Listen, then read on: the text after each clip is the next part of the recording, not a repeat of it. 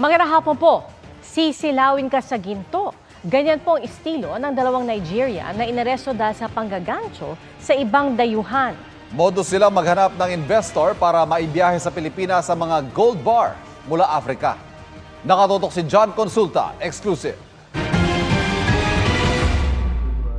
Okay, the good is here. Today is 1/9 February. Ang video na ito ng mga gold bars ipinadala ng isang dayuhang scammer sa kanyang binibiktimang Chinese national. Pinaniwala ng Nigerian suspect ang complainant na kaya niyang kumita ng malaki basta gagawin ng lahat ng kanyang ipapagawa para maibiyahe ang ginto. Pero nang magkaharap na ang biktima at mga suspect, kumilos na ang NBI Cybercrime Division. Can I talk? Okay! Can I talk? Can I talk, please? Can I talk, sir? No! Wait, sir.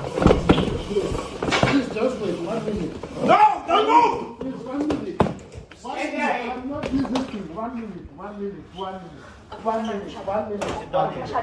1 minute, sir. 1 minute. Okay? No! Yeah, 1 minute. Standing up! Yeah, 1 minute. Please, 1 minute. 1 minute. Can I talk, please? Arestado ang Nigerian national sa loob ng hotel. Huli rin ang kanyang kasabwat na nasa sasakyan. Ang modus operandi ng suspect ay naghahanap siya ng mga investors, preferably mga dayuhan din, na supposedly mag-finance ng kanyang transportation at logistics para maipasok sa Pilipinas ang mga ginto na manggagaling from Africa. Nagpapakita po siya ng mga pictures ng mga crates ng mga ginto at iba't ibang alahas na supposedly ay na-transport na in the past. Umabot sa 50 million pesos ang naibigay ng dayuhang biktima sa mga suspect. Pero walang natupad sa ipinangakong 100 kilos ng ginto na manggagaling daw ng Kenya. Napag-alaman din na dati nang nahuli ang mga suspect sa Pampanga sa kahalintulad na krimen noong Nobyembre 2025. Wala pang pahayag ang mga suspect na naharap sa patong-patong na reklamo. Maraming ifinail na kaso ang ating NBI Cybercrime Division. Ifinail ang kaso on inquest. Ang mga kasong ito ay robbery, estafa, o both in relation to Republic Act 10175, which is the Cybercrime Prevention Act of the Philippines.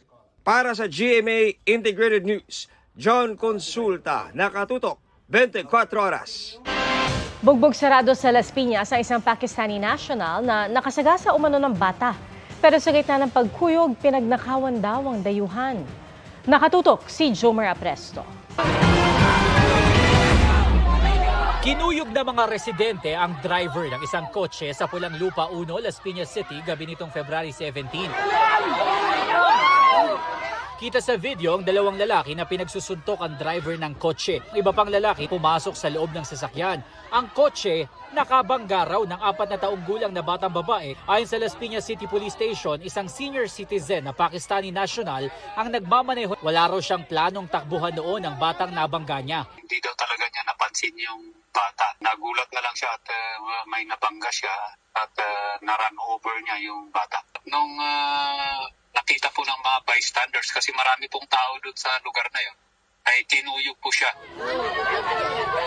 Sabi ng pulisya, sa gitna ng pagkuyog, ninakawan din ang dayuhan. Nawawala yung passport niya at yung wallet naman daw niya ay naibalik. Kaya lang wala na rin pong pera yung wallet. Pero ito pong sa nawawalang gamit niya ay meron na po tayong person of interest na iniimbestigahan natin. Gumugulong na rin daw ang hearing sa barangay laban sa mga nanuntok sa dayuhan. Habang ang pamilya naman ng batang nabangga niya, hindi na umano magsasampa ng reklamo.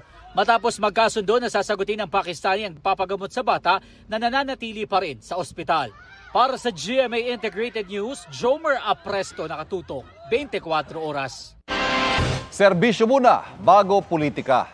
Tugon niya ni Pangulong Bongbong Marcos na mag-inspeksyon sa proyekto kontrabaha sa Naga City, kung saan nakausap niya si Mayor Leni Robredo. Kahit matunog din ang pangalan ni Robredo sa mga posibleng tumakbong Pangulo sa 2028, sinabi niyang prioridad daw niya ang Naga. At mula sa Naga nakatutok live, si Darlene Can. Darlene. Ivan, hindi raw nag-usap tungkol sa politika sina Pangulong Bongbong Marcos at dating Vice President at ngayon Naga City Mayor Leni Robredo nang bumisita ang Pangulo rito kaninang umaga. Hindi rin diretsahang sinagot ng Pangulo ang mga tanong tungkol sa mainit na usapin ngayon sa politika kasunod ng deklarasyon ni Vice President Sara Duterte na tatakbo siya para sa pagkapangulo. Servisyo muna bago politika. The most political thing that we did today, I wore my pink socks. My pink socks in honor of Mayor Leni. Ito ang sagot ni Pangulong Bongbong Marcos sa tanong kung bukas ba siya sa pakikipag-alyansa kay dating Vice President at ngayon Naga City Mayor Leni Robredo. Sa gitna yan ang paglutang ng pangalan ni Robredo na isa sa mga posibleng makaharap ni Vice President Sara Duterte sa pagkapangulo sa 2028. We did not discuss. Servisyo muna bago politika. Marami pang kailangan gawin. Marami pa kaming kailangan gawin. So, we will get to that. Aabot din tayo doon. Bumisita ang Pangulo rito sa Naga City kaninang umaga para inspeksyonin ang implementasyon sa lungsod ng Oplan kontrabahan ng gobyerno. Sabi ng Pangulo, matagal na raw na plano ang pagbisita niya sa Naga na isa raw sa mga bahaing lugar sa bansa. Naging critical ito especially with the storms that came in. Then I already instructed the SecVins and SecPing to look at the situation here. Because, we know that Bicol is always the pathway of the storms. Kilalang mahigpit na magkatunggali sa politika sina Marcos at Robredo na 2 beses nang nagharap sa eleksyon. Sa eleksyon 2016, tinalo ni Robredo si Marcos sa pagka-vice-presidente. Umapila si Marcos sa Presidential Electoral Tribunal pero hindi siya pinaboran. Nang magtapat naman sila sa pagkapangulo noong eleksyon 2022, higit doble ng boto ni Robredo ang nakuha ni Marcos. Itong pagkikita nila sa Naga ang 2 beses na nagkasama sila matapos ang 2022 elections.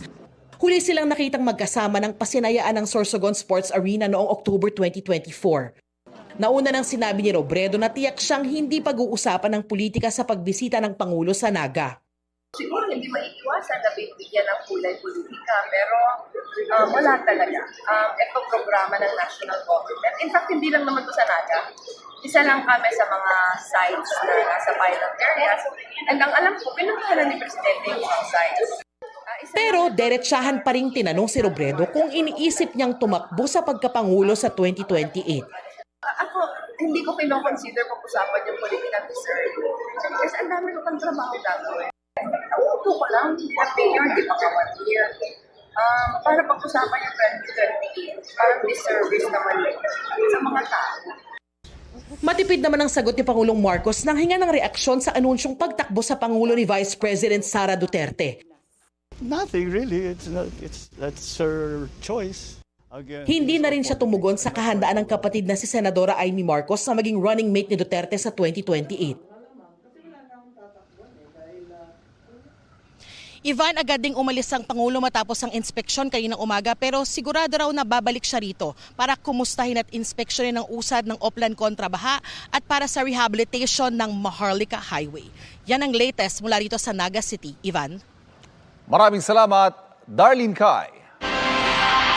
Huwag matakot magsumbong. Yan po ang apela ng Office of the Ombudsman sa publiko sakaling may makitang mali sa mga proyekto ng gobyerno. At kasabay po nito ay nilunsad ang isang website na layong bantayan ang iba't ibang mga infrastructure project. Nakatutok si Bernadette Reyes. Kita na ang malalaking bitak sa flood mitigation structure na ito sa Barangay Mohon sa Arevalo, Iloilo City na January 2025 pa lang sinimulang itayo. Sabi ni Barangay Chairman Rico Francis Acap, mga residente na raw mismo ang nagtali sa mga nagkabitak na bahagi para hindi lumaki ang sira at para ipamuka sa DPWH ang kapalpakan sa proyekto. Sinubukan ng GMA Regional TV na hingan ng komento ang DPWH Iloilo City District Engineering Office at ang contractor ng proyekto na St. Gerard Corporation pero wala pa silang tugon. Sa mga ganitong insidente, payo mismo ng Office of the Ombudsman sa publiko, huwag matakot magsumbong. Tutulungan po namin kayo kung sino man po ang nagreklamo na mangalap ng ebidensya para suportahan at eventually to file it before preliminary investigation and administrative adjudication. Huwag po kayong matakot magreklamo. Tiyempo sa ika-4 na pong anibersaryo ng EDSA People Power Revolution ang paglulunsad ng BISTO proyekto na humihikayat sa publiko na isumbong ang mga makikita nilang mali sa mga proyekto ng gobyerno. Sa pamamagitan ng BISTO proyekto, kahit sino maaaring magreklamo ng mga napapansing irregularidad kaugnay ng mga flood control projects ng DPWH sa buong bansa. Kailangan lang magtungo sa bisto.ph na website. In-engage kan po natin ang tulong ng civil society upang sa ganun po matiyak natin na kada pisong ibinabayad ng tao galing sa buwis nila ay napupunta sa tamang proyekto. Yung suporta ng publiko ang bubuhay dun sa karapatang mag-inspeksyon, dun sa right to inspect. Kasi kung hindi nila gagamitin yon, di syempre wala rin pupuntahan. Hiling lang ng ilang sektor, huwag sanang ngingas-kugon ang proyekto. Hope ko sa prosesong to ay hindi sana siya leadership-driven. Na kapag nagpalit na ng mga leader sa ahensya, mawawala na. Once the results are determined and discovered, we hope that the government agencies will respond. If there are both government officials and contractors who are found to have committed crimes, I think they should be prosecuted. Para sa GMA Integrated News, Bernadette Reyes, Nakatutok, 24 oras. Grabe, ramdam namin dito yung init. Nagliyab ang isang modern jeepney sa gitna ng daan sa Dagupan City kagabi. Bago yan, kita sa CCTV na bigla itong umusok. Saka sumiklab ang apoy. Naapula ito kalaunan. Lumalabas na nagkaberya ang jeep habang bumabiyahe patungo sa city proper. Ligtas ang lahat ng pasahero. Batay sa paunang investigasyon, posibleng nagsimula sa fuse box ang apoy. Sinisika pa ng GMA Regional TV na makuhang pahayag ng driver at operator ng modern jeep. Kasunod ng kabi-kabilang pagbaha sa ilang lugar sa Mindanao, umapila ang isang kongresista. Natapusin na mga proyektong pananggasan na sa baha. Sa isang bayan sa Davao de Oro, may flood control project nga, pero nakalusot pa rin ang tubig mula sa ilog. Nakatutok si John D. Esteban ng GMA Regional TV. Halos mabura ng baha ang mga taniman sa Nabunturan, Davao de Oro. Nalubog ang maraming lugar sa bayan dahil sa mga ulang dala ng shear line. May flood control project man, partikular sa May Calao Bridge, umapaw pa rin ang tubig mula sa Agusan River dahil may bahaging hindi pa rin tapos. Umapila si Davao de Oro 1st District Representative Maricar Zamora sa national government na mabigyan ng pondo ang mga kinakailangang flood control projects sa kanilang distrito. While we understand na yung national government, inaayos nila yung policy as to paano at sino yung bibigyan ng legitimate na flood control projects, I hope makita nila yung situation namin dito. Sa Barangay Rizal, sa Moncayo, Davao de Oro, landslide ang naminsala. Ikinamatay ito ng 2 anak at asawa ni Jobilin na naghahanap buhay sa Davao City na mangyari ang trahedya. Ganito na ang itsura ng bahay ng magkakaanak na namatay dahil sa landslide. Wasak na wasak yung kanilang bahay. Sa bahaging ito, nahukay yung mga labi sa tulong na rin ng kanyang mga pinsan. Nagpapahirap sa responde yung kapal ng lupa na nasa 2 meters. Nagdag pa yung pagbuhos ng ulan. Ang kamagwangan jud ma'am, mao ni nga plastada ma'am na iyang ulo diri. Na ana siya diri na iyang tiilya kana diri niya ang manghud pod nga nakalot diri. Kani nga side ma'am, nagkuan gyapon siya og kanang unsa ni kanang habol ug unlan niya ang amahan diri. Nasira rin sa pagguho ang bahay ni Rodelio. Karon nabakwit mi sa barangay. Dito meron gikuan man dire. Di na jud pwede nga puy-an ma'am kay kana ma'am, mao na sila nga kanit da ma'am. Posible nga kung mopuyo pa med diri mobigay na. Nasa evacuation center ang mga apektadong residente na binigyan ng DSWD at mga lokal na opisyal ng ayuda. Sa bayan naman ng Monte Vista, sa tabing kalsada na Malagi, ang mga residenteng natatakot na biglang tumaas ang tubig sa Manat River. Mataas pa yung level, yung worries natin, it's because saturated na yung soil natin ngayon. No? So yung mga steep slopes, medyo saturated na rin yung lupa.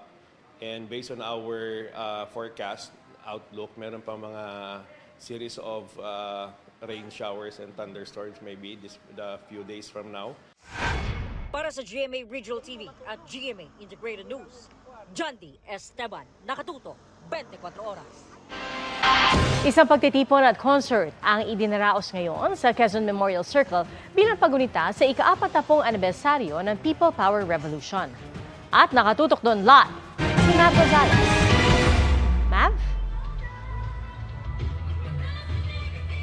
Daang-daang katao nga ang nandito ngayon sa Quezon Memorial Circle para sa paggunita ng 40th anniversary ng People Power Revolution. Awit at aksyon kontra korupsyon. Iyan ang tema ng kick-off concert ngayong gabi dito sa Quezon Memorial Circle bilang paggunita sa ika-40 anibersaryo ng People Power Revolution. Inorganisa ito ng Mayors for Good Governance at Kaya Natin. Lahat ng artist at performer ngayong gabi ay volunteers. Kabilang sa kanilang OPM band The River Maya, GMA Records artist Jano Gibbs, Showtime host Ogie Alcacid, at The Clash Season 6 runner-up Chloe Redondo. Bukod sa performances, ilang beses din tinalakay sa programa ang paglaban sa korupsyon. Ayon dun sa isa sa mga organizers na galing sa Mayors for Good Governance na si Mayor Webster Letargo, ay mas gusto raw talaga nila na maramdaman yung kabataan at maipasa sa kanilang henerasyon yung mga kumilos noong 1986 para sa pagbabago. Piyesta ngayon ay magsisimula pa lang yung main concert, libre ito at magtatagal hanggang alas 9 ng gabi. Pia? Maraming salamat, Mav Gonzalez.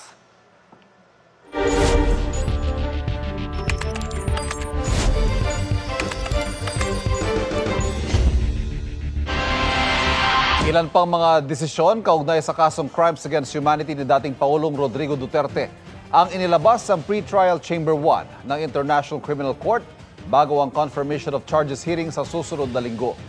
Nakatutok si Darlene Kai.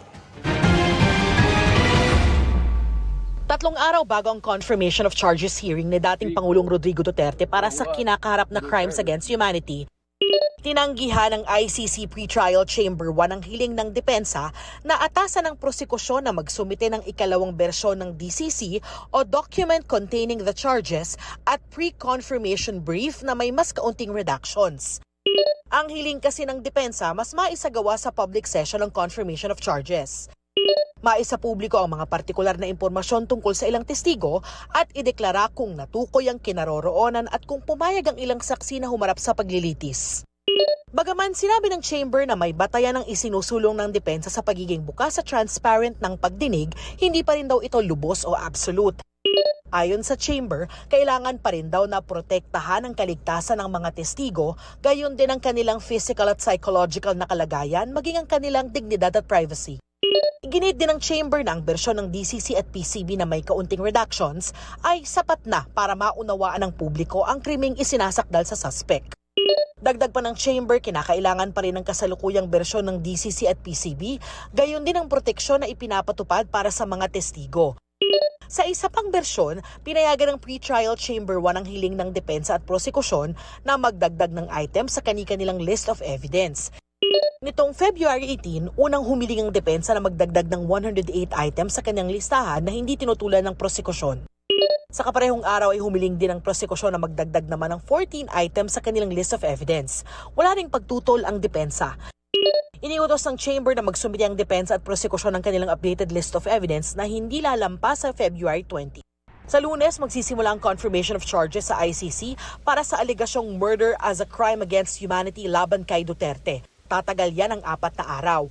Nauna nang pinayagan ng ICC Pre-Trial Chamber 1 ang hiling ng dating Pangulo na hindi dumalo sa pagdinig. Para sa GMA Integrated News, Darlene Kai, nakatutok 24 oras. Pinulot saka inihagis sa tulay ng lalaking yan na isang pusang buntis sa Indang, Cavite. Ang viral video na yan nangyari noong Martes ayon sa pulisya. Iniimbestigahan na nila ang insidente. Ayon sa isang animal welfare group, hinanap nila ang pusa matapos may makapagsabing buhay pa ito pero bigo silang makita ang hayop. Magsasampa sila ng reklamo laban sa suspect. Depensa naman ng suspect na isang college freshman. Inakala niyang patay na ang pusa matapos umanong masagasaan. Humihingi siya ng patawad sa maling nagawa at handa rin daw siyang harapin ang isasampang reklamo. Exhibit para sa mahalagang pangyayari noong martial law at isang freedom wall. Inilatag po ang mga yan sa paggunita sa ika-40 anibersaryo ng People Power Revolution sa EDSA Shrine. At nakatutok doon live si Jamie Santos. Jamie? Pia, masarap nga raw makipagkwentuhan habang nagkakape at yan yung ginawa ng mga nagtungo rito sa EDSA Shrine, hindi bilang protesta, kung hindi pagbabalik tanaw at pag-alala sa diwa ng EDSA People Power. Isang art and history initiative ang inilunsad sa EDSA Shrine bilang paggunita sa paglaban sa diktatura ni Ferdinand Marcos Sr. Isa sa mga tampok sa programa ang pagpinta ng mural na nagpapakita ng makulay at matapang na paglalarawan ng kasaysayan at kasalukuyang panahon. Patuloy pa rin na nangyayari ang mga cancer ng lipunan na kinakaharap noong panahon ni Rizal hanggang sa ngayon. Ang buhaya po, ang pinakasimbolo nito is yung mga kurakot na opisyalis ng ating pamahalaan na namamayagpag hanggang sa ngayon. At alam naman po natin na sila ay malaya pa rin at wala pa rin pong napapanagot. Sa Freedom Wall, maaring isulat ng mga dumalo ang kanilang saloobin tungkol sa people power at ang kanilang mga hangarin para sa bansa. May exhibit din tampok ang mahahalagang pangyayari noong martial law. Mahalaga raw maituro sa susunod na henerasyon ang mga aral ng kasaysayan, lalo na ang papel ng malawak na hanay ng mamamayan sa pagpapatalsik sa diktador. Kaya natin muling binabalikan para makita ng mga Pilipino na meron ng ganong sitwasyon na napabayaan o di kaya sinikil yung ating kalayaan, tinako tayo o binalutan tayo ng takot, nabalutan tayo ng takot. Kaya nangyaring patuloy yung pandarambong, yung pagpatay, na mga issue pa rin na meron tayo. Dumating din ngayong hapon sa EDSA Shrine mula Valenzuela City ang imahe ng Our Lady of Fatima na dinala ni Juan Ponce Enrile at Fidel V. Ramos noong EDSA People Power Revolution.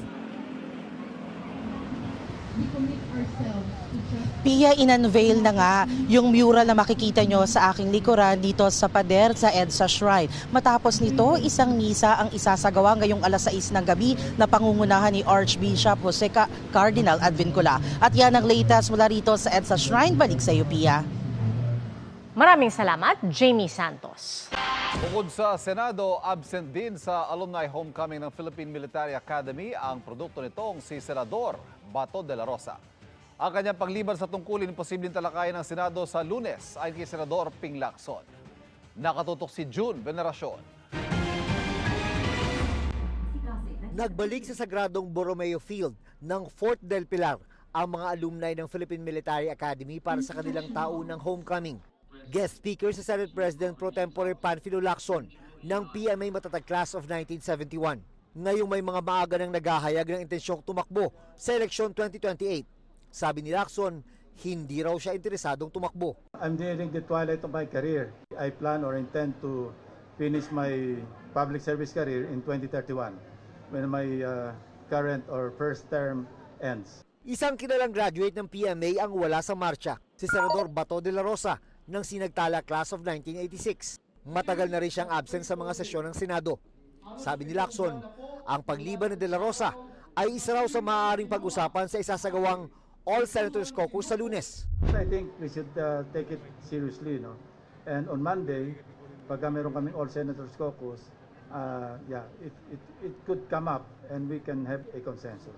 Bukod sa isyu kay de la Rosa, pag-uusapan din daw sa All Senators Caucus kung paano nila pakikitunguhan ang Chinese Embassy sa ilalim ng bagong ambassador na si Ching Chuan. Kasunod ng debate sa Senado dahil sa maanghang na pahayag ng kinatawan ng China sa ilang senador. Breath of fresh air na yung Chinese ambassador nagsabi na let's talk. At least mag-establish kami ng parameters on how to communicate with each other para hindi tayo nagkakasakitan. Unang marcha naman ito sa PMA Alumni Homecoming bilang PNP Chief ni Police General Jose Melencio Nartates Jr. ng Tanglaw Diwa Class of 1992, ang huling batch ng mga PMAer sa pambansang pulisya. After 92, after 93, kailangan may handa natin actually, okay? Not only Philippine National Police Academy but the leadership within the Philippine National Police. Marami magagaling na mga opisyal sa ating Philippine National Police. It's a matter of handling them well. Mula Baguio City, para sa GMA Integrated News, June Veneracion, nakatutok, 24 oras.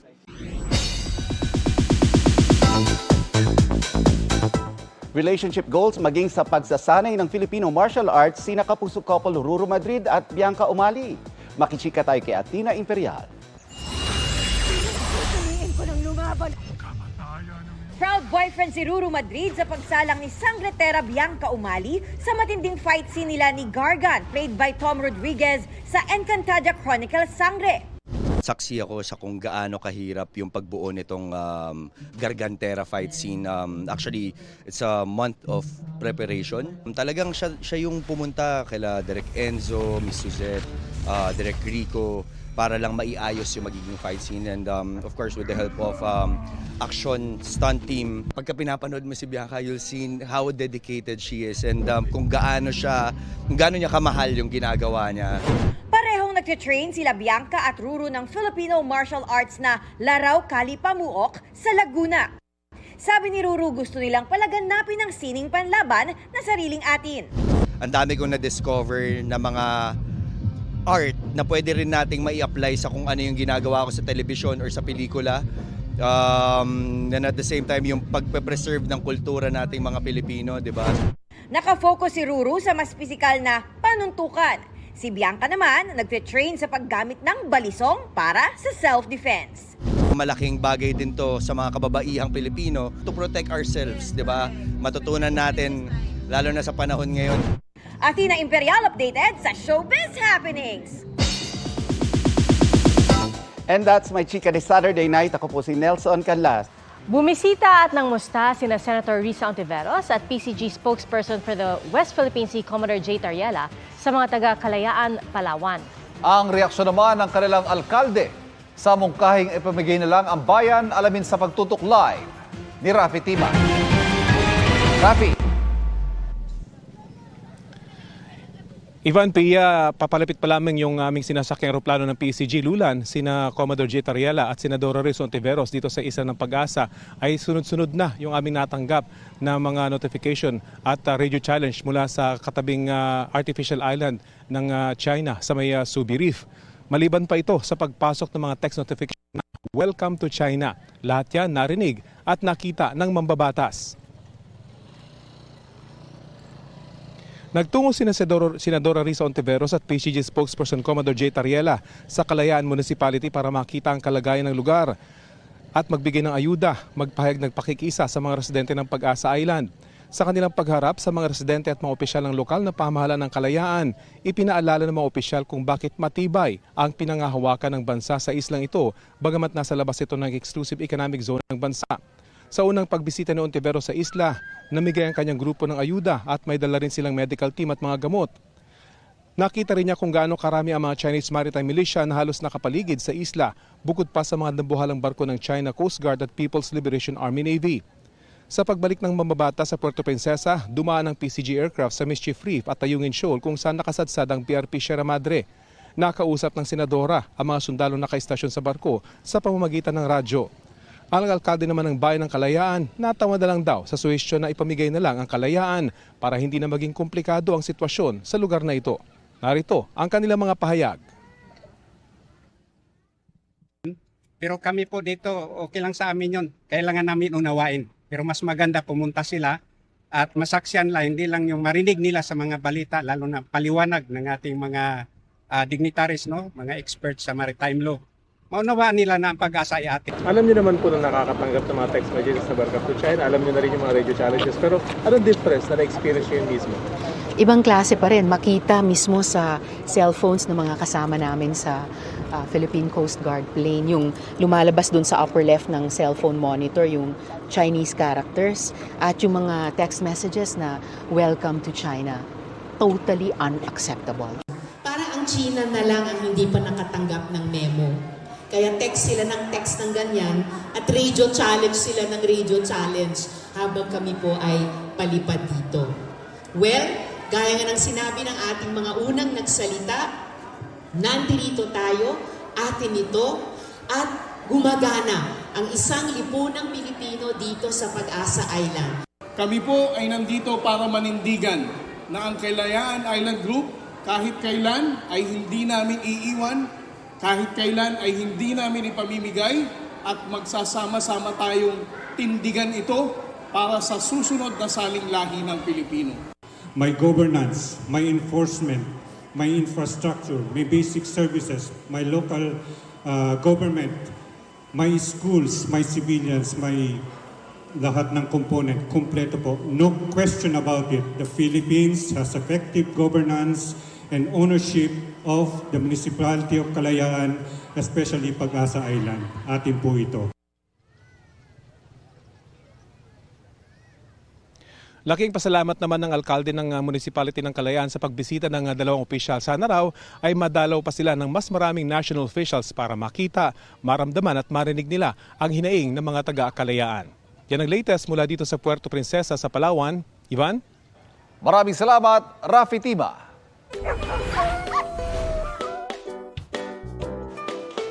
Mula sa pagtakbo sa treadmill hanggang sa paglangoy sa dagat, tila in their fitness era ang mga fur baby.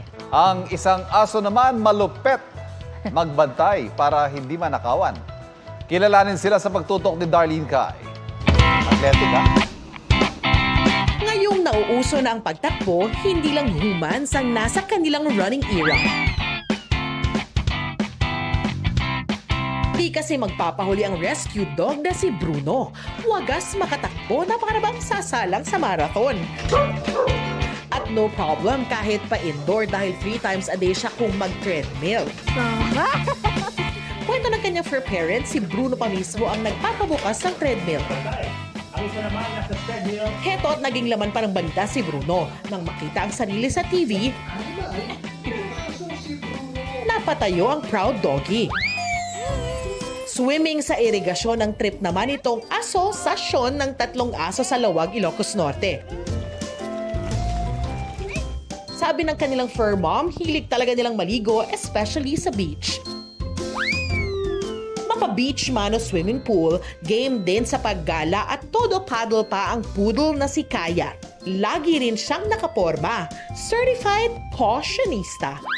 Iba naman ang aura ng small but terrible na si Yani. Makuha ka raw sa kanyang tingin. Sobrang higpit niya raw magbantay nang minsang mag-iwan ng perang kanyang fur mom, abay si Lolo hindi makaporma sa pagkupit. Talaga namang malupet. Para sa GMA Integrated News, Darlene Kai, nakatutok 24 oras. At yan po ang mga balita ngayong Sabado para sa mas malaking misyon at mas malawak na paglilingkod sa bayan.